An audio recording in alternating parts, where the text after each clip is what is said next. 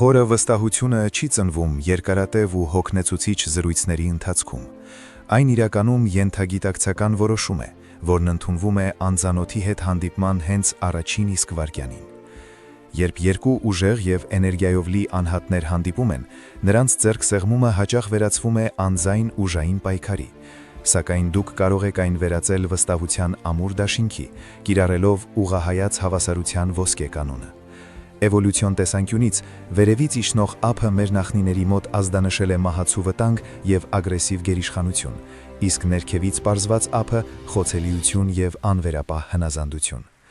Պատկերացրեք չափազանց բարդ գործնական բանակցություններ կամ առաջին ճակատագրական հանդիպումը խիստ ղեկավարի հետ։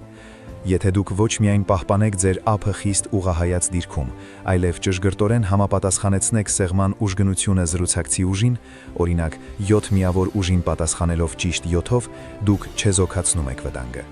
Զրուցակցի ուղեղն ակնթարթորեն կարդում է այն ֆիզիկական ազդակը որպես փոխադարձ հարգանք և ստեղծում ամուր դաշինք։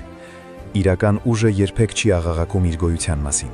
Այն դրսևորվում է հոգեբանական կատարյալ հավասարություն կառուցելու լուռ ու վեհ արվեստի մեջ, որտեղ անհետանում են թաքնված վախերը և ծնվում է անխախտ վստահություն։ Անպայման պահպանիր այս տեսանյութը, որպեսզի հաջորդ կարևոր հանդիպման ժամանակ անսխալ կիրառես հոգեբանական այս հզոր տեխնիկան։